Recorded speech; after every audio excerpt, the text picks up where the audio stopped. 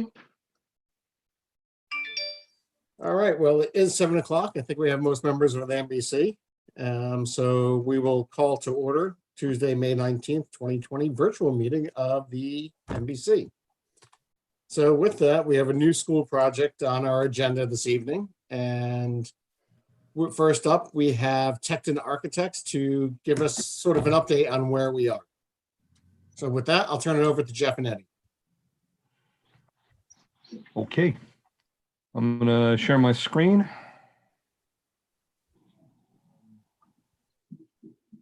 Host disabled participant screen sharing. Sorry, go ahead and try it now.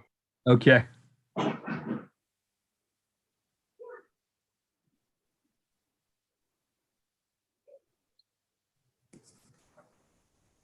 There we go.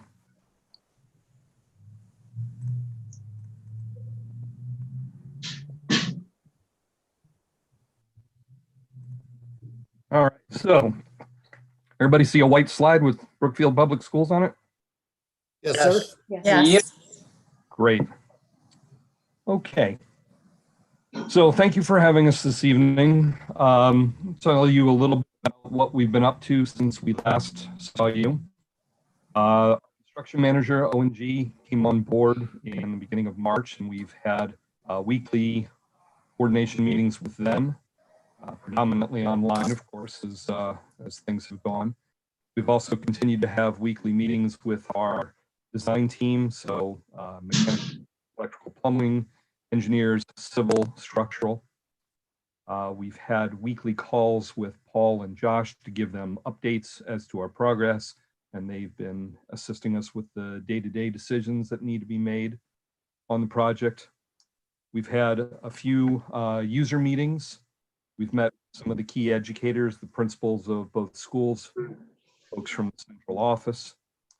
We've also met with the physical education representatives and the athletic department, Parks and Rec. We've met with information technology, and we've met with the media center staff to do a little more detailed, deeper dive into this and to make sure that the programmatic requests that they've made have been incorporated properly.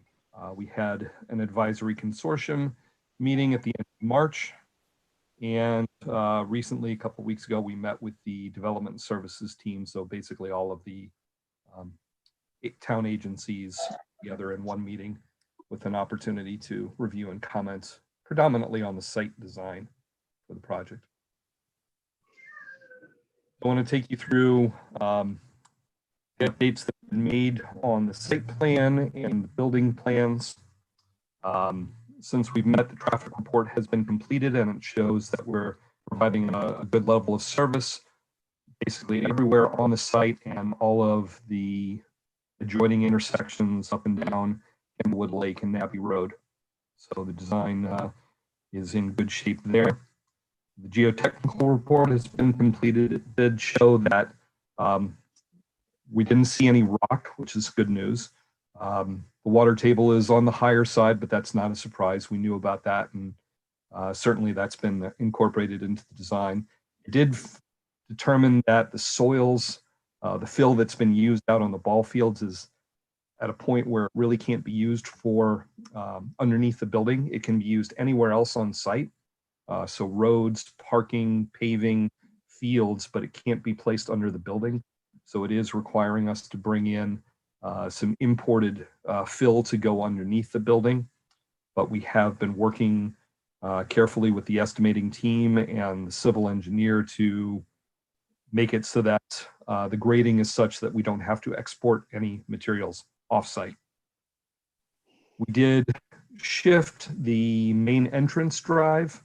It's still coming from the existing curb cut on Candlewood Lake, but instead of angling up north, it comes in more towards the center of the school, as you see on the plan before you. Basically, that really helped us save a lot of regrading that had to be done, as the road that we were previously showing was pretty aggressive getting into the hill onto the north side.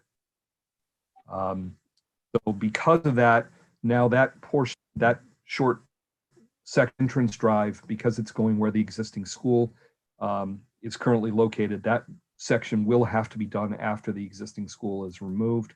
but new curb cut at the south will still have construction access to the school without disrupting activities. On, I don't know, can you see my cursor as I move it? Yeah. Yes. Okay, fantastic. So bridge here, we originally had as a much larger bridge.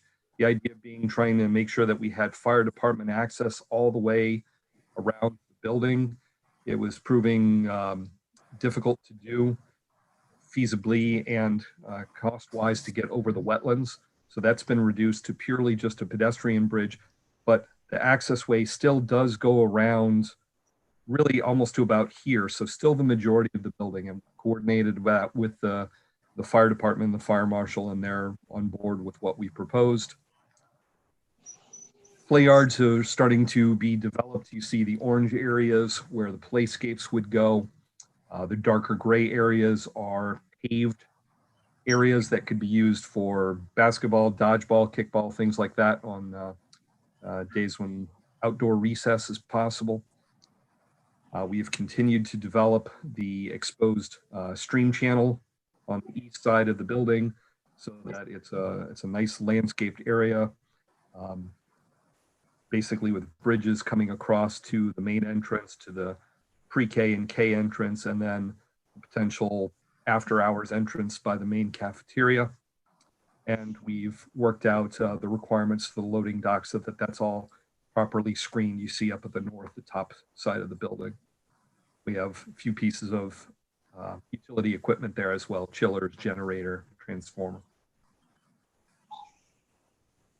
Okay, moving on to the building. One thing we talked about with the building committee last time we spoke is that we had to reduce the total amount of square footage to bring us back on budget. Also to align the areas with what was in the program. So overall square footage and square footage of individual spaces, circulation, we have done that. The project is appropriately sized right now. The main organization of spaces has essentially remained the same. All of the assembly areas are where you've last seen them, but we did, I think, really kind of clean up and straighten out some of the assembly spaces at the south end, which is the left side of the plan. Just the flow of traffic is much better. With that, we also rotated these 4 classrooms. Originally, it was kind of a 90-degree turn, and we felt that having them oriented this way certainly provided a better connection to the rest of the kindergarten classrooms. The ends of the classrooms, the classroom wings on the top side of the plan, we rotated some of the classes to kind of shorten up the classroom wings, reduce the travel distance required, and also to shorten up the pedestrian bridges up on the second floor. It's a little more compact, a little more efficient plan. And then the only other big thing really was that the toilet rooms, which were right at the entrance to the classroom wings, were shifted to make them a little more internal, taking advantage. You can see, we kind of have these little internal corners that are sort of landlocked, if you will, without natural light. So those were a more natural place to put the toilet rooms, and also so that you weren't greeted by them when you first walked into a classroom wing. Second floor, essentially the same. One thing we did do also, the monumental stair as you come in is now a little more prominent. I think we had it tucked back here before. We've made it a little easier to see from the entrance. And the second floor administration area is now right at the top of that. So a much more natural spot for visitors to be able to go right into the office when they get up to that floor, and also to give a little bit better administrative control of the building. Okay, I'll take you through some of the images for the exterior and interior, and a caveat to all of these rarely represent a snapshot in time. We are still trying to work through the details on a number of things, but this is where we are at the moment. So On the exterior, the forms of the building have not changed terribly. We are still working with the same palette of materials that we've been talking about. We're looking at masonry, brick, stone, wood, uh, metal panels. The correct combination of them is something we're still working on. Colors that you see are, well, we're really trying to do, the overall concept for the building is trying to have a fairly neutral palette, earth tones with pops of color in specific locations. The columns that are supporting the canopies may be a little bit on the colorful side. We're looking at with kind of tone those down. But you see also the glass behind really indicates where you're supposed to enter. So the clear glass sets up clear hierarchy of showing users where you're supposed to walk into the building. Okay, so you see some of the entrances, main entrance, the secondary entrance, K and K. Full classroom wing, again, we're looking at what the colors are. These tie into, you'll see a little bit later on, some concept for the interior.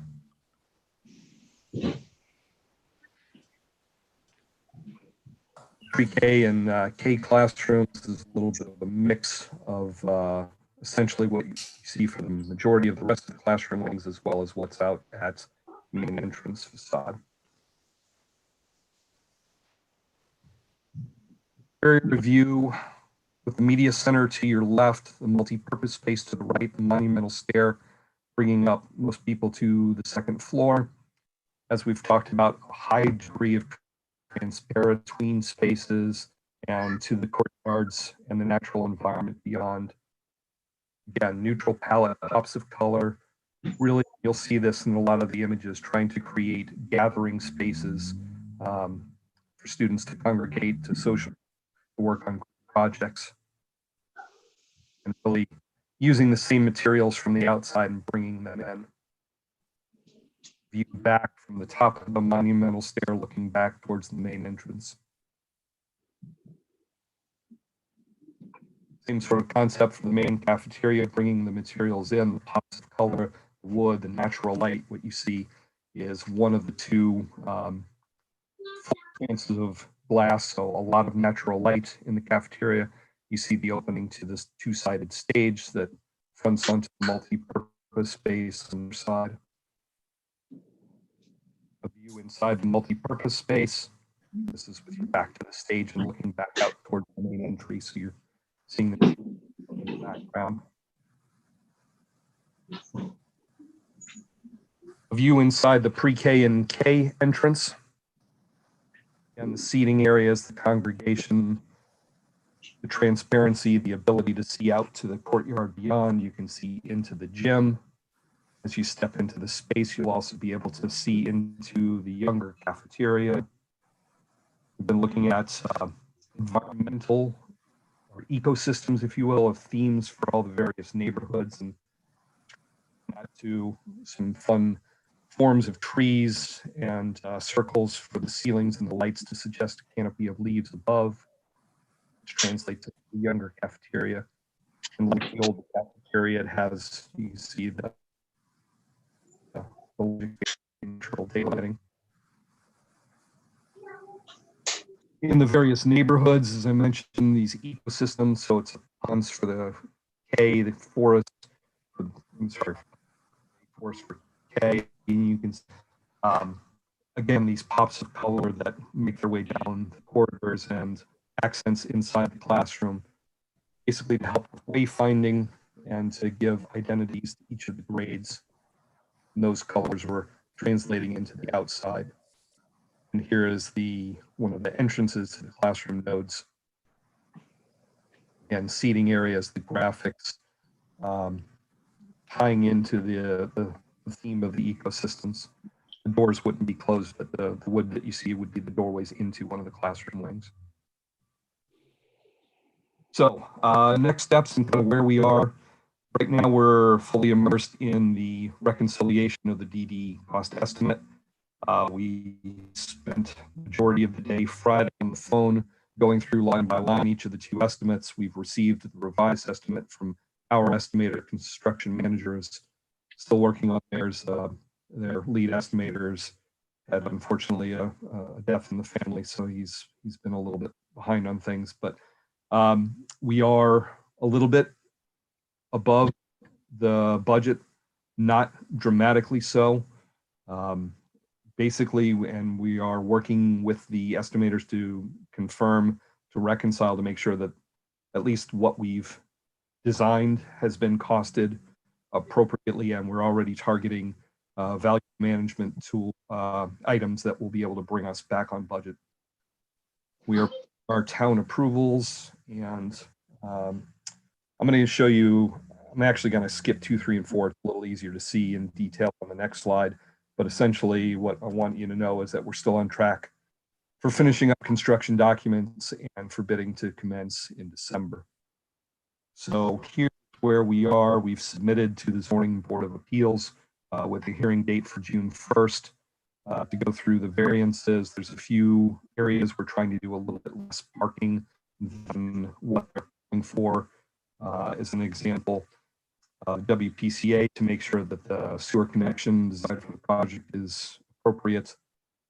We're submitting for wetlands, again, basically targeting first week to meet with them to make sure that really for the most part, we're leaving the existing wetlands alone, but obviously we need to make sure that everything we're doing is in conjunction with their approval.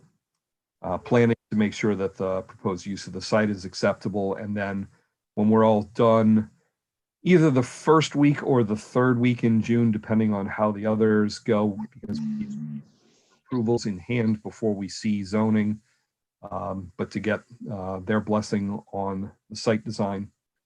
We are meeting with the state Office of School Grants and Funding on June 10th to go through all of the required documentation to be able to authorize to go into the CD phase. And so right on the heels of that, June 16th and 17th, we're targeting for the next MBC meeting and the Board of Ed meeting to basically give you a full summary of everything in design development. We'll be meeting with the advisory consortium a couple days prior, as we've done in the past, to make sure that the programmatic requirements have been addressed. And that's where we are.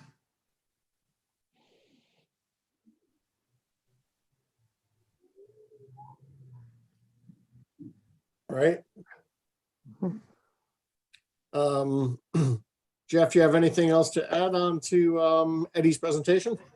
No, I think Eddie did a good job summarizing where we are to date. I think we're right on track. You know, Eddie mentioned budget. We're working through those. There's no, you know, it's the normal course of projects, so I don't think that's a big issue. There's still some details that, as you well know, we're working out as far as the facade and the exterior.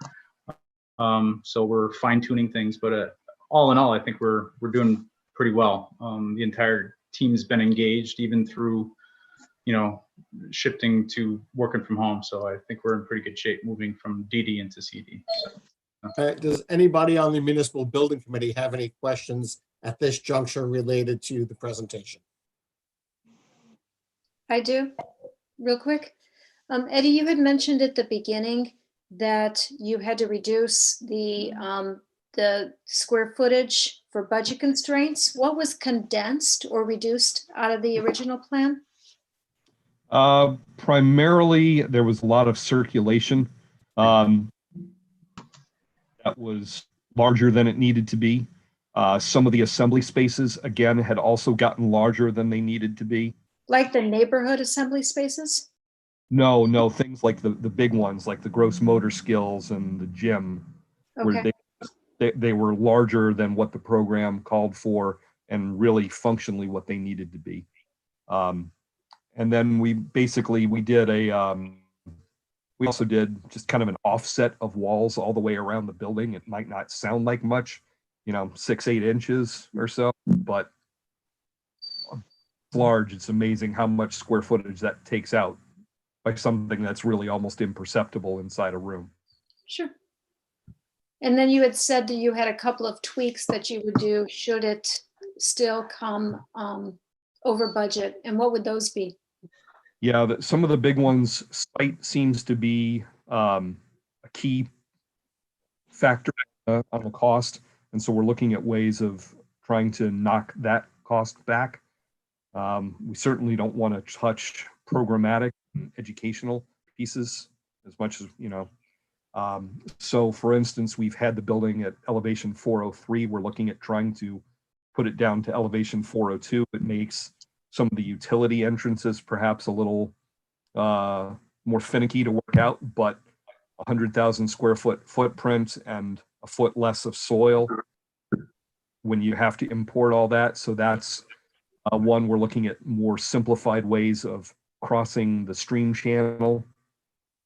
So things that hopefully when it's said and done, no one who's using the building will really ever notice.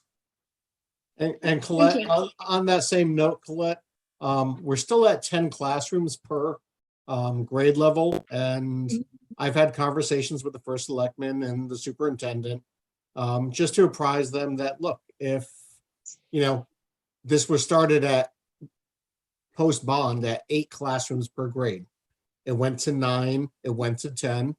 If we are markedly over budget, then we're going to need to have some discussions on a town scale with everybody about that scope creep that went from 8 classrooms to 10 classrooms. Sure. But we're hopeful that the estimates can be reconciled. We're hopeful that we can do everything within our power to bring it with the additional scope in on budget. However, if it comes to that, we're sacrificing quality, we're going to have a discussion on the MBC and then elevate it to the entire town as to what we want to do. Because for us, I would not want to sacrifice quality. I'd rather let the taxpayers have their say. Agreed. Okay. Hey, Eddie, I Thanks, had a Paul. question. I remember back during the public forums that were held last fall, some of the people from the town expressed an interest in retaining the existing volunteer garden that's at the school, where they do composting and the kids plant vegetables and whatnot. And some of the teachers actually participate or incorporate it into their classroom curriculum. Is that still in the current plan? Yeah, let me go back to the site plan. Okay.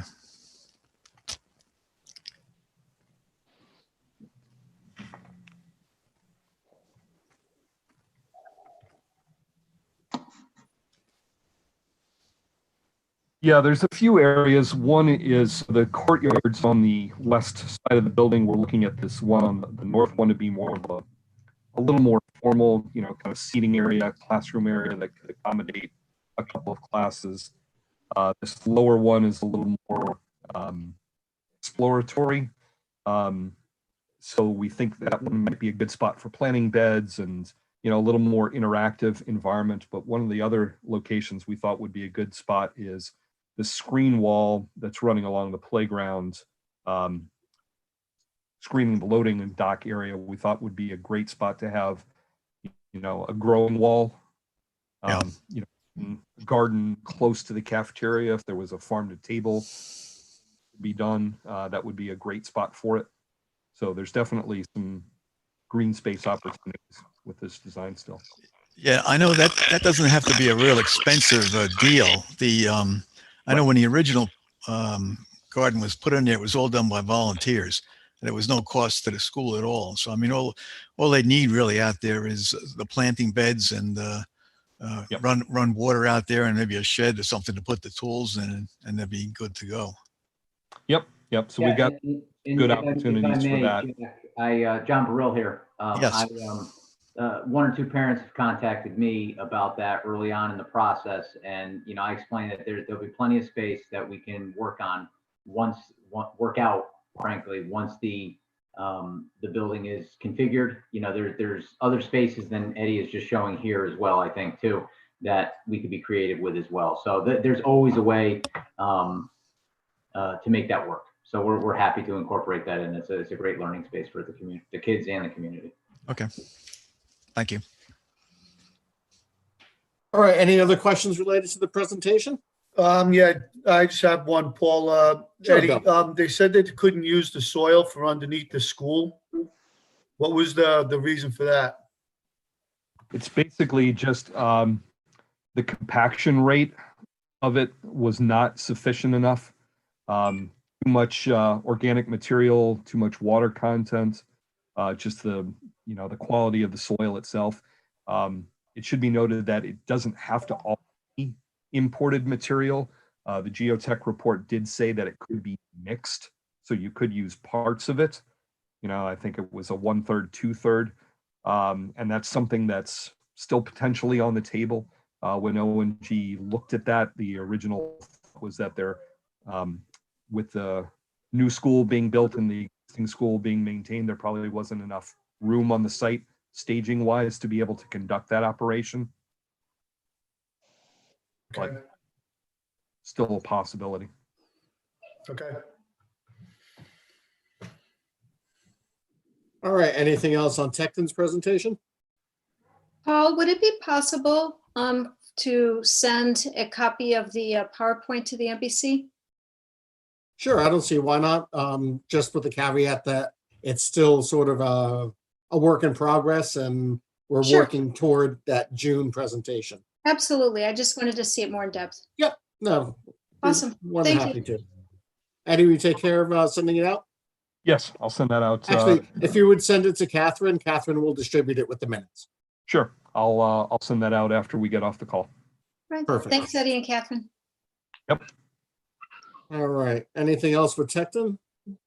I know we wanted to do a little bit of a recap on mechanical systems. Yes. Yes, so would you like us to do that now?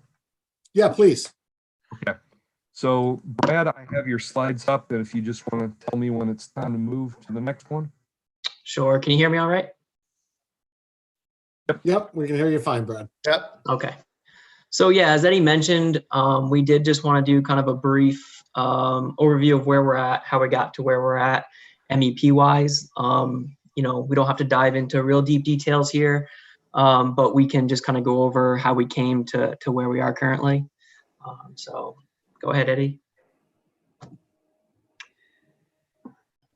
And back in the fall, we reviewed with Jack and also with Dan Caldwell, who's in charge of facilities, as well as Tecton, coming up with some different options for what different MEP systems we could use in this particular school. And we reviewed certain aspects such as reliability and maintenance, indoor air quality, which proves more important every day, as well as energy efficiency and environmental impact. These are all factors that we look at no matter which school we're looking at, but in particular this one, to come up with what systems might fit this school best. Next slide, Eddie.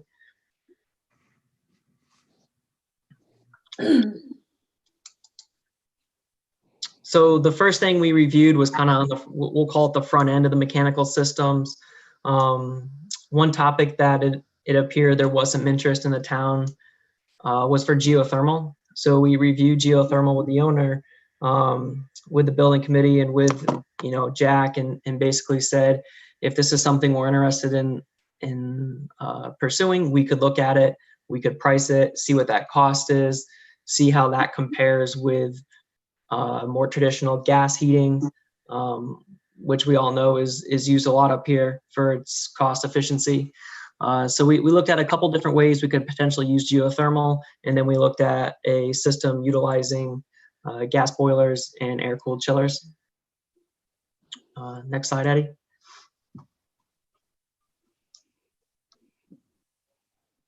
And what we did with this information, in order to try to come up with a process to make a good decision on which system made the most sense for this building, one thing we looked at was a life cycle cost analysis. So what this did for us is it allowed us to compare a couple different fuel options: propane, natural gas, and geothermal. The reason we evaluated propane and natural gas is because, as most people are aware, in order to heat this building with natural gas would have to be extended to the building from its current location down the street. So we had to take that into account when we looked at life cycle cost and including the cost to extend that main.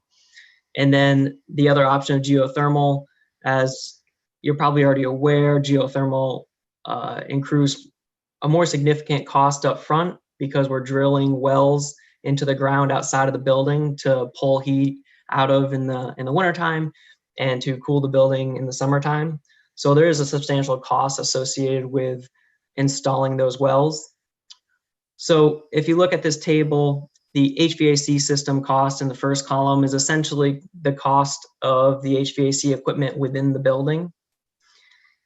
The site cost would be work associated with getting that utility to the building. So for propane, it really is just installing some tanks on site and the associated with piping with that, which is why it's the least upfront cost. And then natural gas, the $503,000 was a figure that Eversource had given us back in the fall of what it would cost to extend the gas main. And then for geothermal, the $2.8 million is the cost to install all the wells associated with the geothermal system.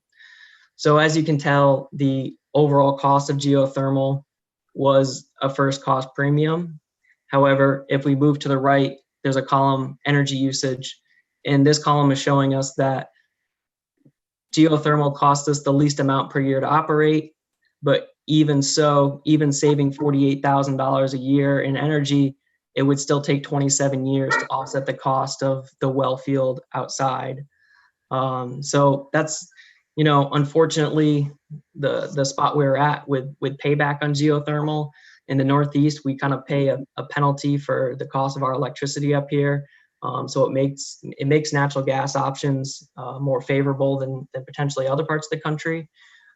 So given this data, the Municipal Building Committee agreed to, really push on the natural gas option just because the upfront cost of the geothermal was hard to swallow and absorb into this project. So that was really a driving factor as to why we've been proceeding with gas up to this point. So before we move into any other slides, I want to give an opportunity if anybody had any questions, comments on the whole geothermal discussion. Yeah, I had some comments, Brad, and thanks for sending me this copy of your slides yesterday.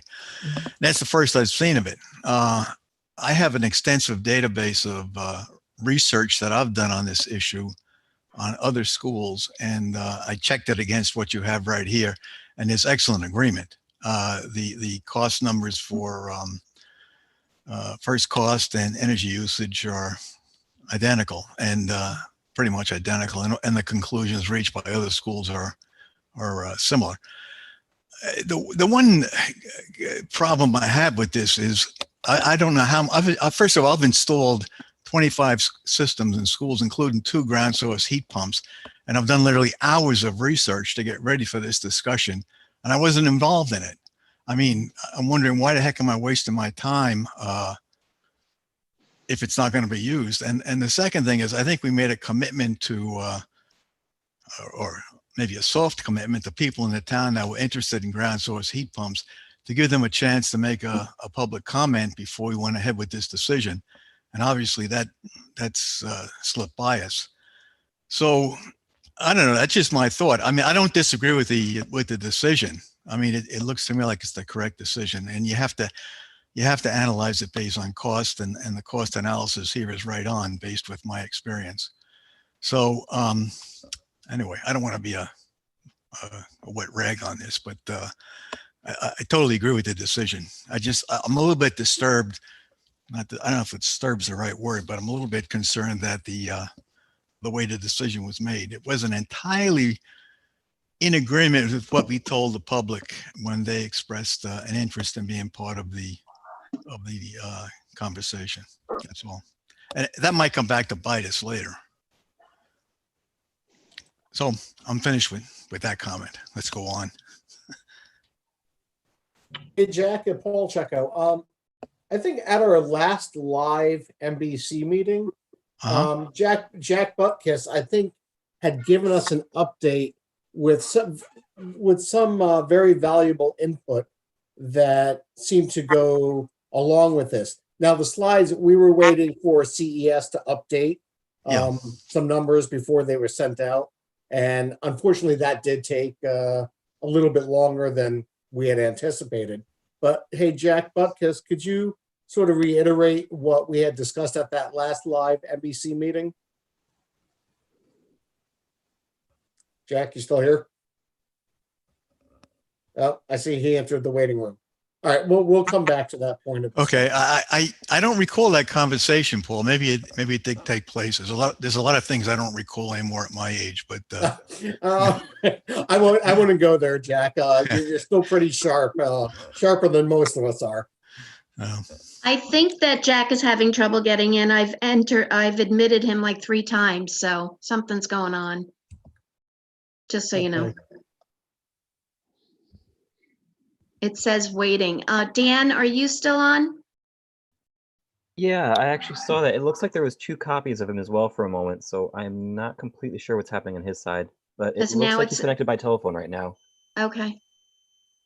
Hi, folks. Can you hear me? Oh, we can hear Yeah. you. Okay. I don't know. Maybe I should just turn off Zoom and just stay connected through my phone. Is that the proper technique here? Just Whatever you'd like to do, Jack. However you want to participate. okay. I think we're better off just forgetting about Zoom today.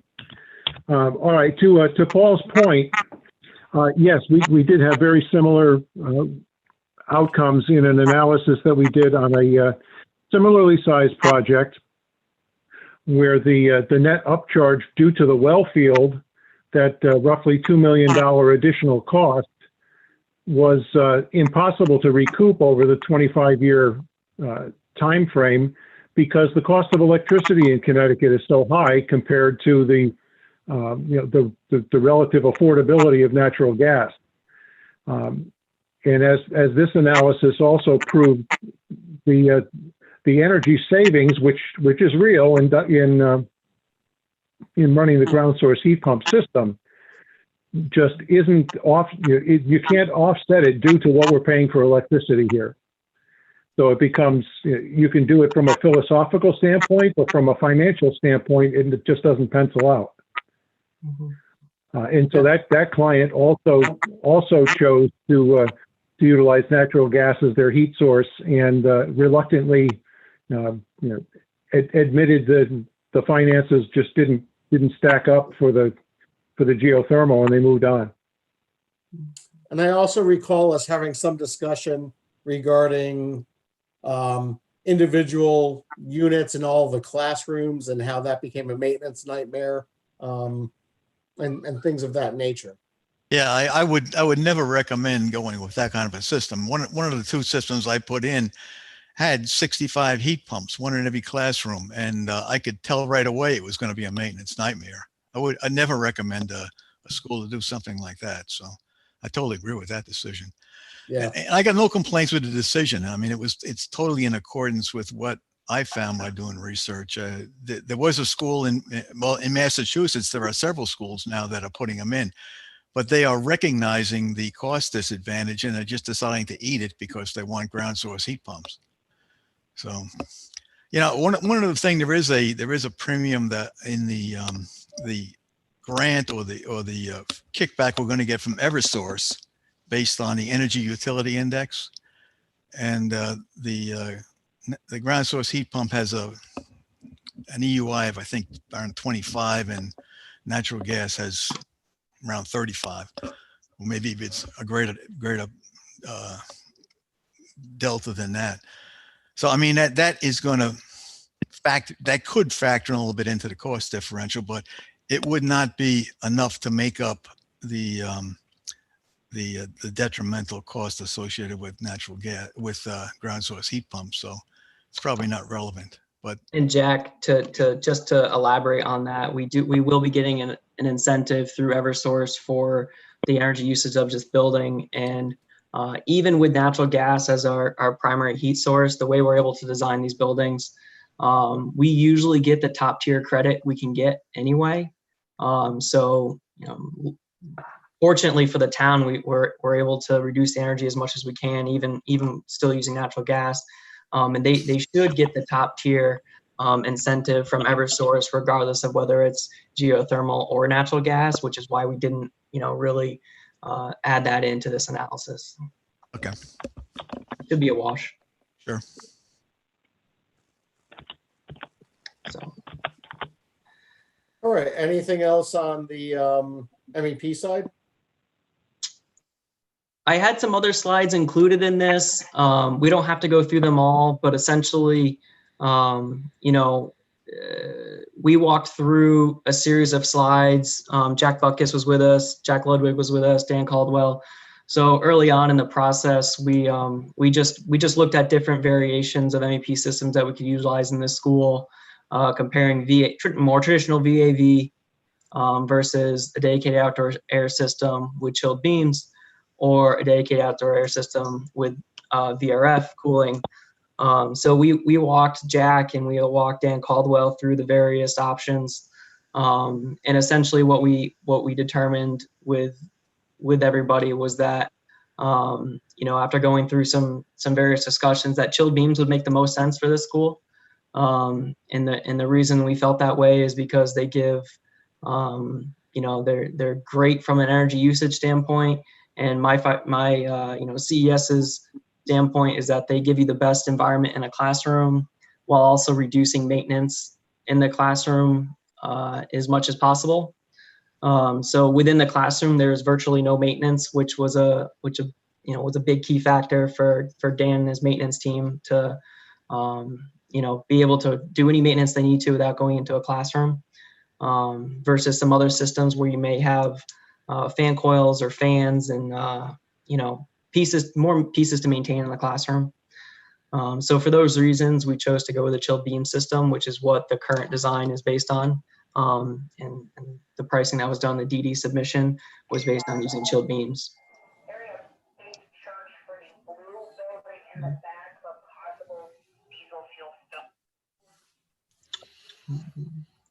So just wanted to touch base on that real quick. As Eddie kind of scrolls through our slides here, we went through some different comparisons, which one's better at this, which one's better at that. And again, ultimately came up with chilled beams as our preferred option.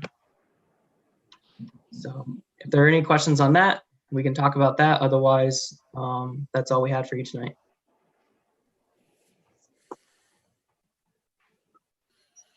Okay, any questions or comments for CES?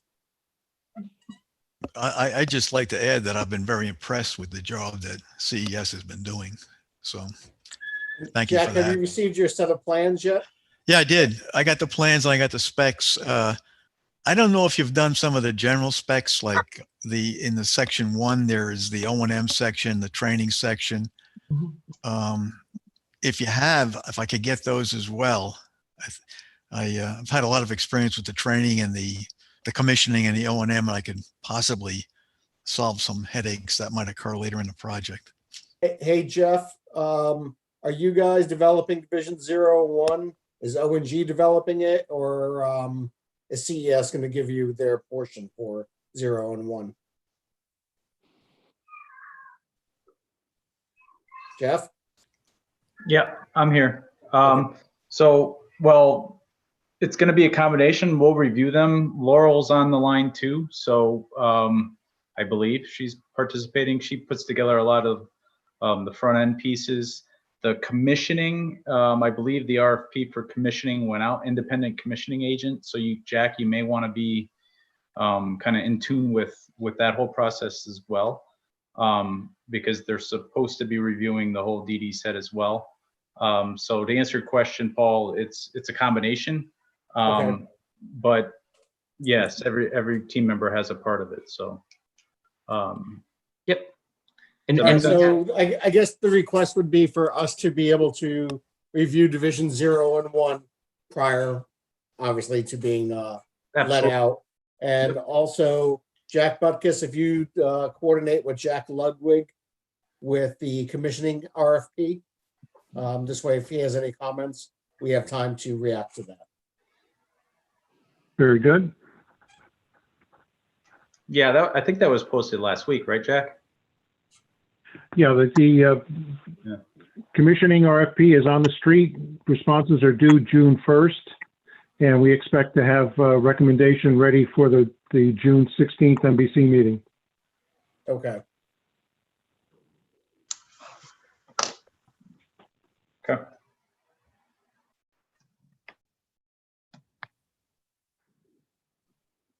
All right, any other questions for CES? All right, if there's nothing else, Eddie, is there anything else on the design team side?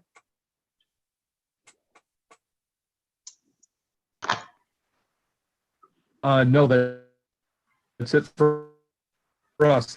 Thank you. All right, perfect.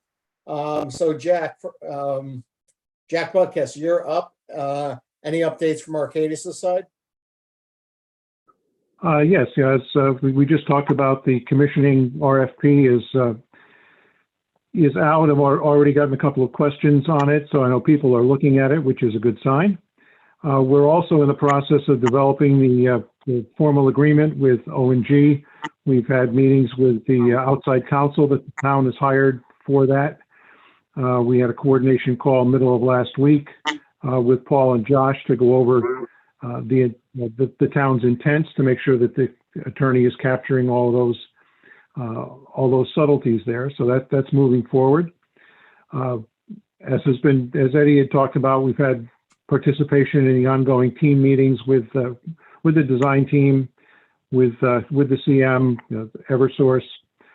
So we've been able to work through that process. And again, with the reconciliation of the design development estimate, we're paying close attention to that. Budget review and cash flow projections with the finance department is also a task we've been working on. Emily from our office has developed the cash flow for the next, for this current and the next 3 fiscal years to discuss with the town what type of bonding that they'll need and when. I know that the bond market is somewhat attractive right now, so hopefully this information will help them leverage some of those savings in the market. We are working to prepare the package. I saw before my internet flaked out on me, I saw John Burrill was a participant tonight. We'll have a package of documents that need to be executed through the superintendent's office that will be part of our submission to the Office of School Construction Grants and Review at the Design Development Review meeting on June 10th. There's quite a body of form letters, I'll call them, that are part of the grant process, and the lion's share of those get processed during the Design Development Review so that we can get all of their procedural boxes checked as early as possible so that the final review when construction documents are complete is as swift as possible. So there's quite a body of letter writing that will be taken care of, and then sending those basic form letters over to the superintendent to be executed on district letterhead. But we're working through all of that, and we'll coordinate with Tecton and the other design team members to make sure that we're ready for that meeting and we can get through in one sitting. OSCG has been cooperative with our meetings of late. Everything's being done virtually for the perceptible future, so I would think June 10th is no different. And we'll try to get that taken care of, within a one-day sitting. It's a 9 o'clock meeting, and if we're fortunate, we'll be done by 1 o'clock. Other steps we've taken is to quote unquote set the budget. We had preliminary project budget breakdowns that have been refined now that we have formal numbers, for the CM's fees and pre-con costs, etc. We've made some adjustments based on some realities, such as the computation of what the town will contribute through the project for the water line installation, and we've been able to give a more clear expectation on what we should have available as actual construction funding, and stripped away some of the other earlier assumptions that we, Arcadis, had made in the first draft based on some other historical project information. So we're getting to a finer point. We've got an expectation that with the trade costs and ONG's management fees, We're just over $66 million in available funding. So we're working with that as our benchmark as we reconcile the estimates. And a couple of other little procedural things that probably aren't important for a public meeting, but the one 800-pound gorilla in the room is, when do we get our money? Right now, as you can expect, the legislature adjourned without finalizing the budget, and part of the budget and the transaction package is the priority list for school funding.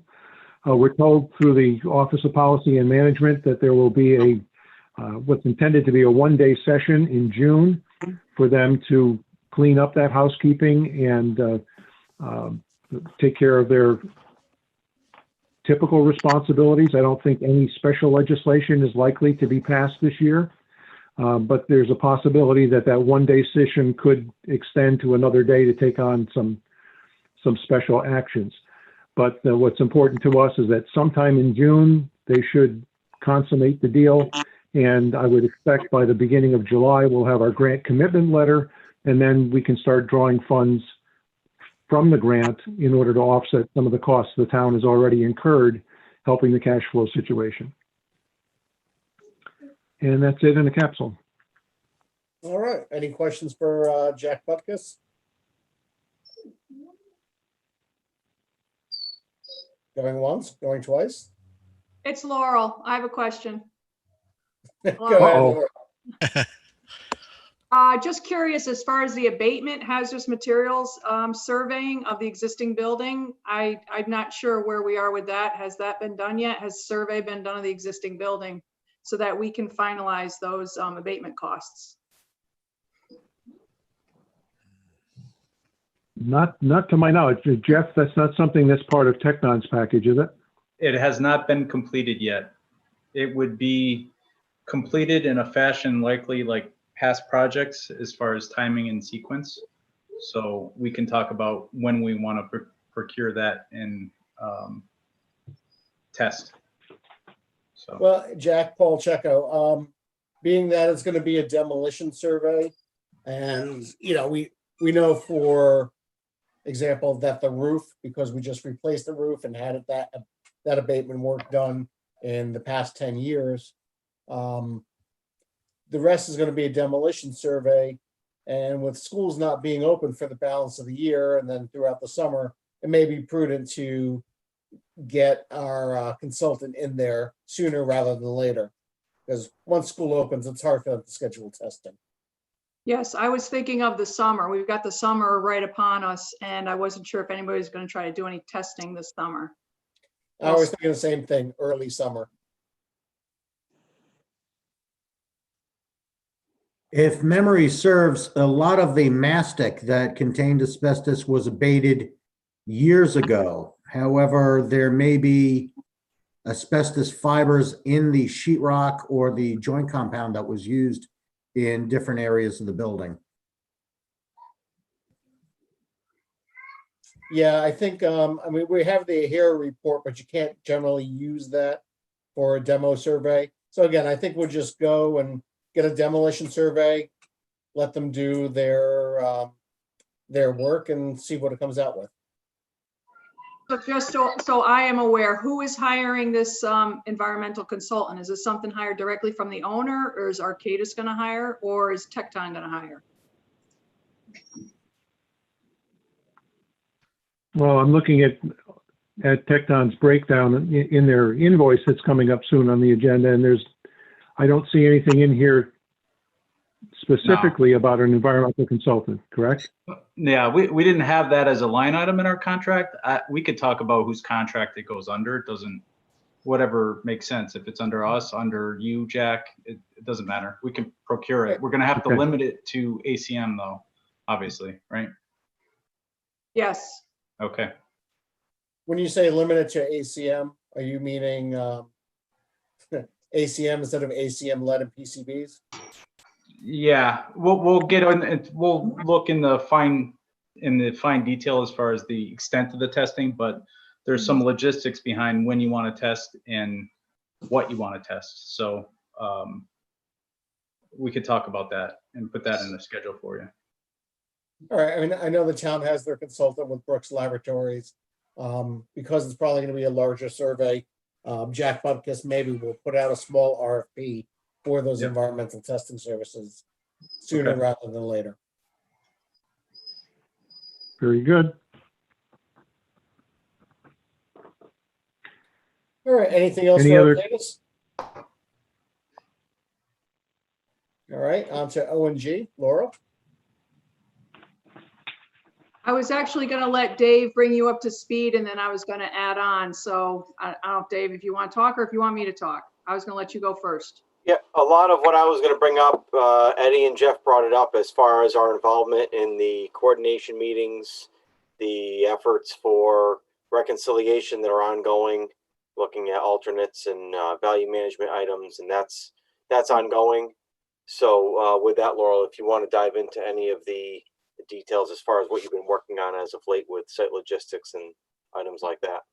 Yeah, so we've just started working on the site logistics plan. We've gotten as far as the first phase, which is when we're building the brand new building.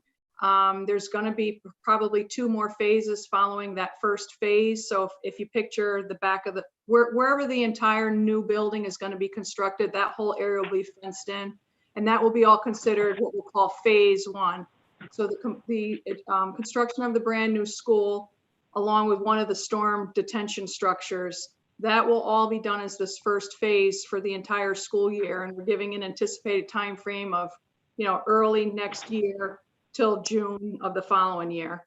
Then we're going to have to split the parking lot work in half. So there's going to be like a phase 2 and then a phase 3. So we're working very closely with Tecton and Mylone and McBroom to figure out how we're going to work the parking lot with a detention structure there. We may have to do some sort of a temporary bus loop just to get by, because we basically have to be able to give the school a way to operate when they come back to school with the building probably still being there. So you got to figure by the time we abate and demolish the building, it's still going to be there when they come back to school. So we've got to figure out that that next phase of site work. And then after that, it's just going to be what I'll call the north parking lot. So we're going through that whole sequence. Mylone McBroom is doing the application to inland wetlands tomorrow. They needed that sequence, so that's being worked on right now. And then the site logistics plans will follow. And once we have all 3 site logistics plans, we would present them at the building committee so everybody can look at them, where we're planning on putting gates, where we're planning on putting the trailer, what type of utilities need to be run. So we would walk you through that. We take a stab at it first, and then we'll go over it with everybody so that everybody's comfortable with it. So we're only halfway done with that, but we should be done in the next month. Great. And that's it. Hey, So hey, John, Paul, it's John. Could I ask a question at this point? yeah, you're more than welcome to, John. Thanks, Paul. Laurel, this is for you. John Burrell, I'm the superintendent. Nice to meet you. You too. Thank you. And if I missed this, my apologies. And maybe, last month or something like that. This is the first I'm hearing, when I think about operating the schools and making sure obviously everything's safe on the grounds for the students and the staff. My initial understanding, and this is going back a ways, is that the demolition and phase 2, as you're describing it, and then the demolition, and then into phase, I guess, 3 for the north parking lot. Correct. There was, at least from my understanding, and maybe I've been living in a utopia for a while here in my thinking and my optimism, that there really was a strong chance that we might be able to have the demo completed and that final parking lot ready to go for the start of the school year. And again, I'm not a construction person, so maybe my timing is way off base there, but I see Colette's online, and Colette was the board chair prior to Rosa, and we worked on this a lot. And this is the first I'm hearing this, and it's good to hear it now, obviously, so we could talk it through. Can you walk me through a little bit of the rationale there and just explain why it's going to take that much longer? And is there any way to maybe speed that timeline up this far out right now in the planning? Yeah, well, what we need to do is have you guys move out of the building. So if you want to give me the building sooner, we can start sooner. Yep. So we don't know how much abatement is required. Usually buildings take about a good 4 to 5 weeks just to abate before you can wholeheartedly start demolishing. So a realistic, without knowing, so let's say you got minimal amount of abatement, and I can't even say that's true. But let's just say there's only a minimal amount of abatement. You got at least 3 months worth of work to abate and demolish the building in whole. So I'm assuming we're not going to get the building until sometime in July. It's going to take people time to move out into the new building. And if we're not starting until July, I got July, August, September. So either way, I'm a full month into the school year where you guys are back, building's not out of the way, therefore that parking lot is not done. So unless you want to give us the building sooner, I don't think there's any way of there's not in an 8-week period, like that 8-week summer period, we can't abate and demolish the building. We need more time than that. So the idea is to make sure that you need to be able to completely work the building. We need to get a bus loop. We need to get a parent drop off, pickup. Everything has to work. We may not have all the parking, but there's going to be a time where we're both there and we're not. It's good to know that this early, because then we can be talking and thinking and still expediting that timeline regardless. So thank you. And you know, You're John, welcome. a lot of this was discussed and talked about when they did all of the construction managers did their presentations when we selected them. Right, and that's one of the reasons all their contracts go out to June of 2023. You know, like Laurel said, logistically, we need, you know, a sequence of events to happen. And the summer months, and you do enough school construction and you know, the summer months just aren't long enough for this sequence to happen. I completely understand and just wanted to make sure I was crystal clear on what we were discussing in the timeline. It just helps me in my thinking and that initial planning to think about what we can do with the school calendar, anything to give back some days, find a way to shorten it up as best we can on our end as well. That's all. Thank you. Yeah, Sure, so, you can plan another extended spring break like we're on in somewhere April 2022 will be good. If we were doing distance learning that spring, we can open it up early. Oh, you're that's what you know you are. and I'm not familiar enough with the layout of the existing building.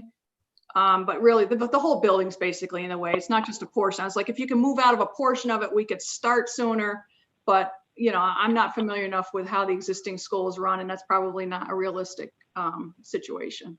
No, I'd rather have you have the entirety of the building with students out of that building. That's, yes, you know, the best way. Thank you, Laurel. I appreciate it. All right, any other questions for ONG or any other input from ONG? Once, twice? I'm good. All right, Dave? I'm all set, Paul. Thanks. All right, thank you again both for coming to our meeting this evening and filling us in with your progress to date. So with that, we're going to move on to item number 3, approval of the minutes. Catherine?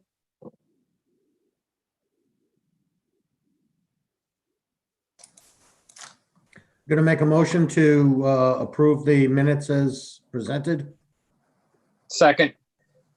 Remember, there's 2 minutes, so if you could just say Yeah, February 13th special minute and February 18th regular minutes. okay, Okay, Rob, and who seconded? Josh? Josh. Sure. Thanks. All right, all those in favor? Aye. Aye. All right, I know, Catherine, we have communications from Carol DePoy and from Bob Marks, correct? Right, I have them in my binder. All right, we'll just send them out to the committee. We're acknowledging receipt of those communications. Jack Butkus, if you're still there, would you present the invoices?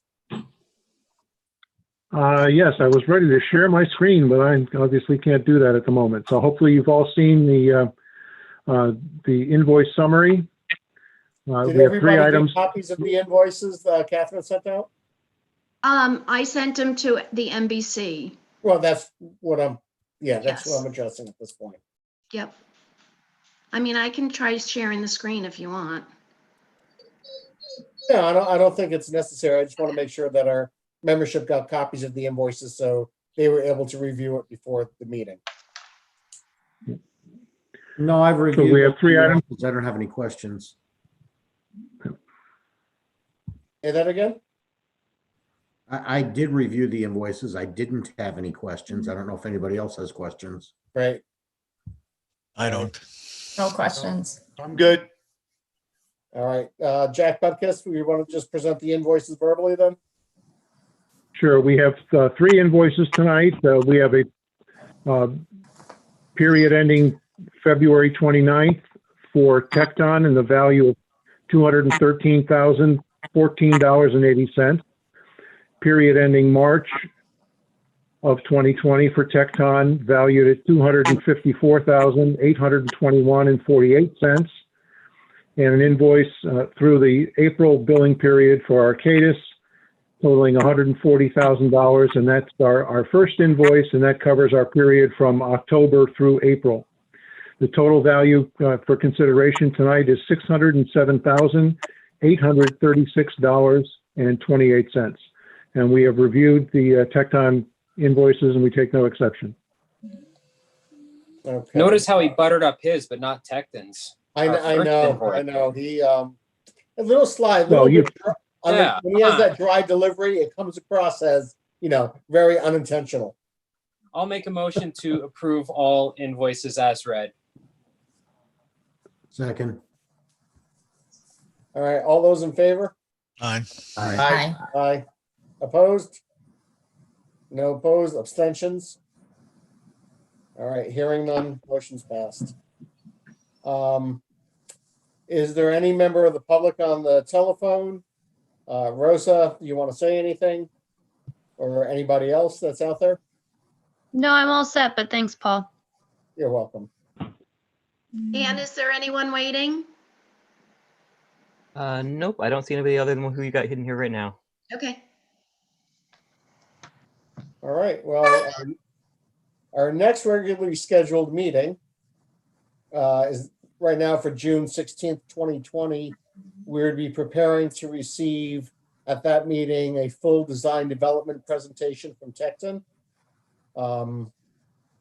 Prior to that, we have an advisory consortium meeting, which is Board of Ed, 2 members of the NBC, we're trying, Rosa, Superintendent, Dan Caldwell, First Selectman's involved in those meetings. So we have that meeting the Friday prior. And Jeff, when is the proposed presentation to the Board of Ed?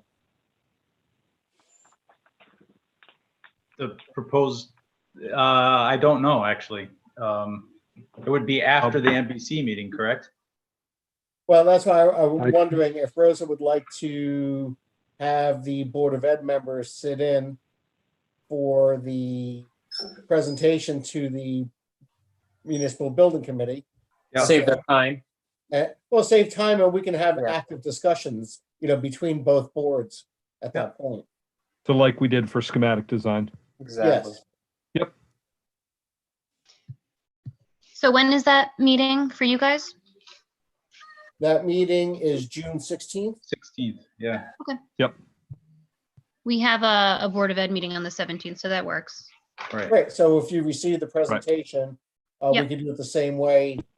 And then on the 17th, you guys can make your motion if you're so inclined to accept the design development.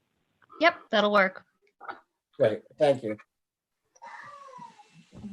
All right, is there any other business? Nope. All right, hearing none, no other business, we will adjourn the meeting. Thank you, everyone. Thanks, Thank you. everyone. Thank you. Have a good night. Have a good evening. Night. All right. Thank you all.